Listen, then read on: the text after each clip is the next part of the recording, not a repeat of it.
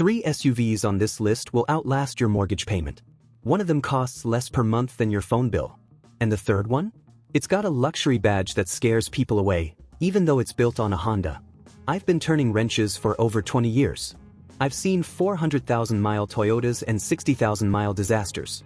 And right now, there are 3 SUVs sitting on dealer lots that nobody's buying, because everyone's too busy overpaying for the obvious choices. That last one, the luxury SUV, that's the one that got me into an argument with a sales manager last month. I'll tell you exactly what he said.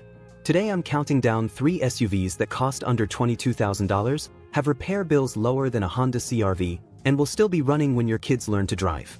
I'm saving the most surprising one for last. Number 3, Mazda CX-5. This SUV is ranked number 1 in reliability out of 26 competitors, and almost nobody shopping for a used SUV even considers it. The shop story. Last month I had a 2019 CX-5 roll in with 187,000 miles. The owner was convinced something had to be wrong, said it still drove like the day he bought it. I put it on the lift, checked everything. You know what it needed? Rear brake pads. That's it. $280 out the door. I've worked on maybe 150 of these over the years. You know what I almost never replace? The engine. The transmission. The timing chain. You know what I replace constantly? Nothing. These things are boring, in the best way possible. The technical here's what Mazda figured out that Toyota and Honda charge you extra for. The Skyactiv 2.5-liter engine uses a timing chain, not a belt. That means you're not dropping $800 to $1,200 every 100,000 miles like you would on some competitors. The transmission is a traditional 6-speed automatic. No CVT nonsense, no dual clutch headaches. Just gears that shift. The dollar damage. Average annual repair cost, $447. The class average for midsize SUVs? $573. That's $126 a year you keep in your pocket, every single year you own it. The twist. Now here's what nobody talks about. Mazda sells about a quarter of what Toyota and Honda sell in the US. Fewer than 800 dealers nationwide. That smaller footprint means lower demand for used models, which means lower prices for you. You're getting Toyota-level reliability at $3,000 to $5,000 less than an equivalent CR-V. If you're shopping for one, target the 2019 or 2020 model year. Avoid 2016. That year had some LED headlight issues and higher complaint counts. Check the oil level on turbo models. There's a valve stem seal bulletin on the 2021s. Who should buy? Who should buy this? If you want something that starts every morning, handles better than it should, and costs less to maintain than a Camry, this is your car. Who should skip it? If you need a hybrid, maximum cargo space, or a dealer on every corner, look at the RAV4 instead. The mechanic's verdict. Bottom line. The CX-5 is what happens when an engineer says, what if we just didn't add problems? That was $447 a year. This next one? It'll save you $1,500 a year on gas alone, and dealers are practically begging people to take them. Number 2 is the Toyota Venza Hybrid. I'm about to recommend a Toyota, but not the one you're thinking. And honestly, Toyota fans aren't going to like hearing this, because it means they probably overpaid for a RAV4. A customer came in last month asking me to inspect a 2021 Venza Hybrid he found for $23,000. He thought it was too good to be true. Same hybrid system as the RAV4 Hybrid. Same reliability. Same 39 miles per gallon. I checked it over, 53,000 miles, no issues, original everything. He asked me what the catch was. I told him the truth, there is no catch. People just forgot this car exists.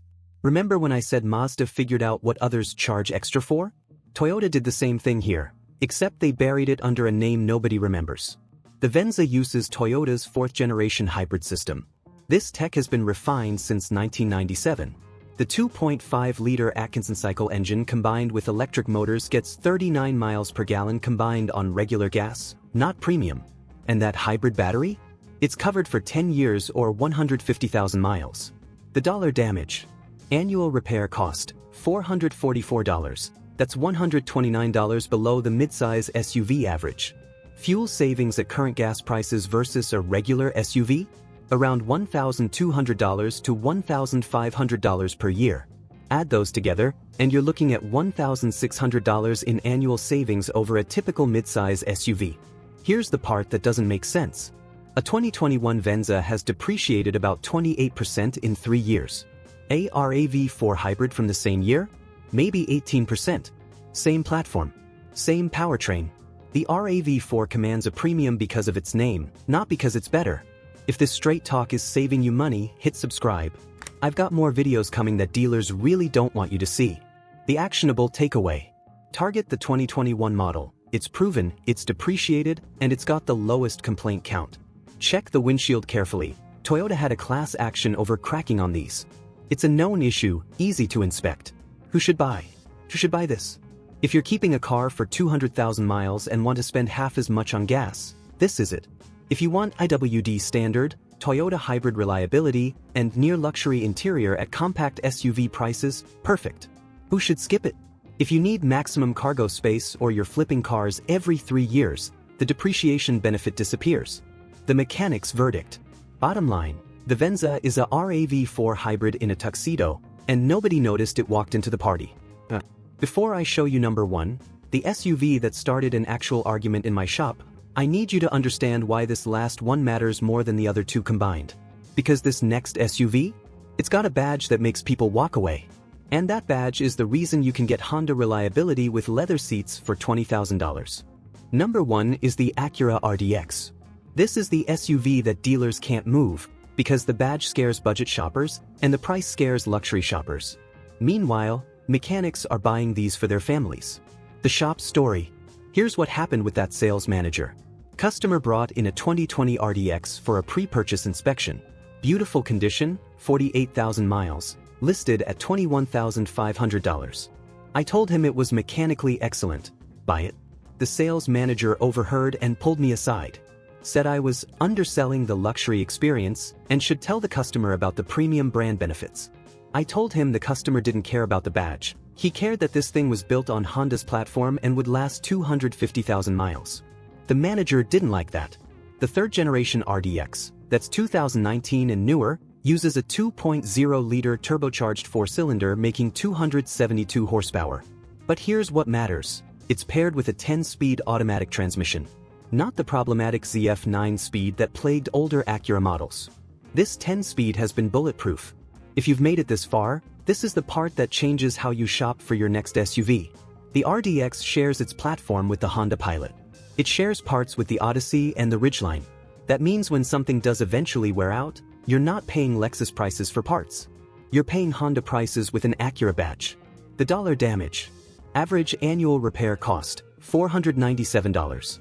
Now, that sounds higher than the other two, until you realize the luxury compact SUV average is $859. You're saving $362 a year compared to a BMW X3 or Mercedes GLC.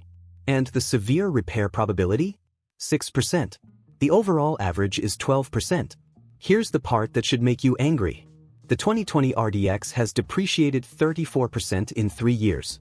That's $13,000 in value that vanished, not because of mechanical problems, but because of perception. Meanwhile, a Lexus RX from the same year held its value better despite having higher repair costs and similar reliability data. You're not paying for a better vehicle when you buy a Lexus.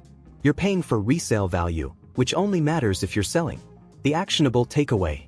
Target 2019, 2020, or 2021, all post-redesign with the good transmission.